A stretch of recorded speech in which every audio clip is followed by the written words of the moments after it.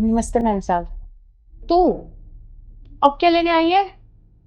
कुछ नहीं मैम साहब, वो माँ ने आपके लिए ताजे फल भेजे हैं गांव के, बस यही देने आई हूँ आपको। ओह गॉड। अरे राधा तुम। नमस्ते साहब। नमस्ते, बाहर क्यों खड़े हो? अंदर आओ।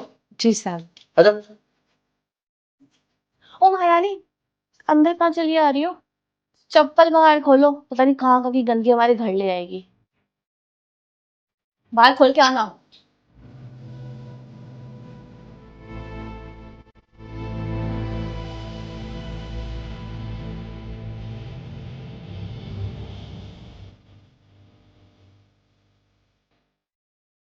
राधा, कैसी हो तुम? ठीक हूँ साहब। और माँ की तबीयत कैसी है? माँ की तबीयत अब ठीक है साहब, डॉक्टर ने कहा है कुछ दिन आराम करने के लिए। अच्छी बात है। और गांव में सब कैसे हैं? गांव में भी सब अच्छे हैं। जो आपने पैसे दिए थे। दिए थे तो क्या? अरे तुम्हारी माँ ने हमारे घर 7 साल काम किया है। और अब तुम पे कोई दिक्कत आएगी, तुम पे कोई आँच आएगी तो ऐसे बुरे टाइम में हम काम नहीं आएंगे तो और कौन आएगा?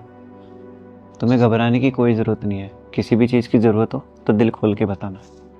नहीं साहब, किसी चीज़ की कोई ज़रूरत नहीं है। माँ ने आपके लिए ताज़े फल भेजे हैं बाग से, कहा था साहब को देना। माँ ने फल भेजे? निशा, तुम्हें पता है माँ जब भी गांव जाती है ना, वहां से मेरे लिए फल जरूर भेजती हैं। और ये सब फल ही अपने बाग में उगाते हैं। राधा तुम खड़ी क्यों? बैठो, मैं भी आया।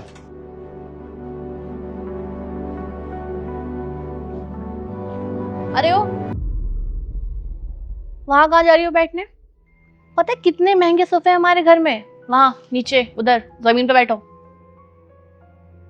तुम लोग को बिल्कुल शर्म नहीं आती है ना?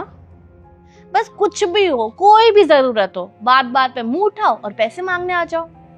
अब क्या लेने आई हो? मैम साहब, मैं कुछ लेने नहीं आई हूँ। माँ ने ये फल भेजे थे, बस यही देने के लिए आई हूँ। अच्छा, तो तुम्हें लगता है ये तुम्हारे 200 रुपए के फल तुम दोगी और हम अपने 50,000 रुपए भूल जाएंगे? हाँ, या तुम्हें खुशी खुशी और पैसे दे देंगे? मेहनत करके तो कमाया ही नहीं जाता तुमसे।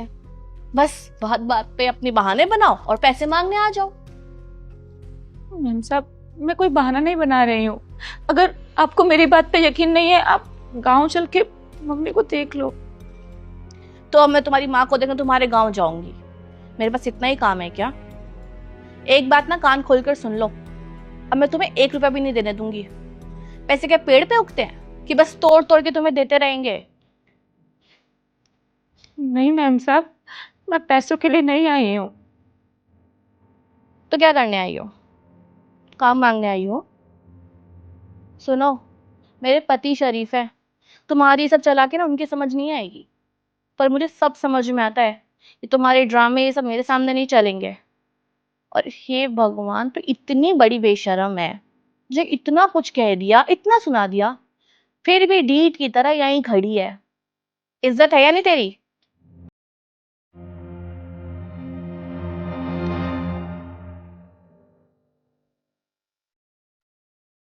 अरे राधा कहाँ गई? वो तो चली गई। चली गई क्यों? और तुम ना एक बात कान खोल कर सुन लो। तुम जो ये गरीबों पर तरस खा के इनको पैसे बांटते फिरते हो ना, ये बंद कर दो। 1 रुपया भी वापस नहीं आने वाला है हमें। और ये पक्का ना तुमसे पैसे मांगने आई थी ये फ्रूट्स देने के बहाने। वो कुछ बोल पाती उससे पहले मैंने उसे भगा दिया। निशा, तुम्हें कैसे पता कि वो पैसे मांगने आई है? देखो मुझे सब पता है, वो पैसे ही मांगने आई थी। तुम ये फल अब फ्रिज में रख दो बस।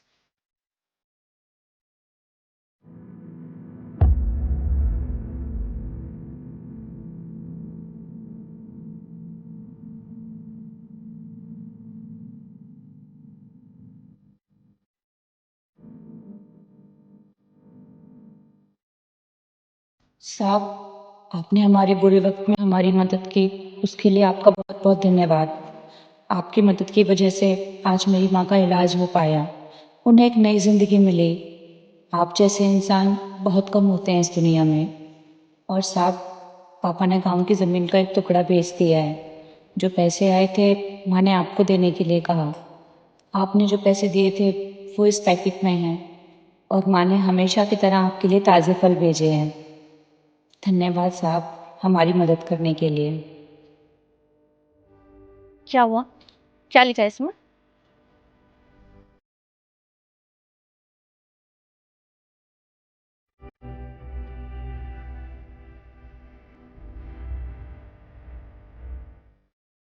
निशा, वो लोग भले ही गरीब हैं, लेकिन वो खुददार भी और साथ साथ ईमानदार भी। तुम्हें बिल्कुल भी शर्म नहीं आई उसको ऐसा बोलते हुए? निशा, आगे से ना किसी को उसके कपड़े से जज मत करना, ना उसके ओलिए से।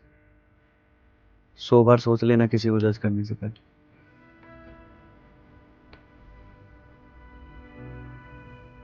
तुम्हारे पैसे, जो तुम बार बार बोल रही थी ना कि पैसे मांगने आए हैं, पैसे मांगने आए हैं, वही पैसे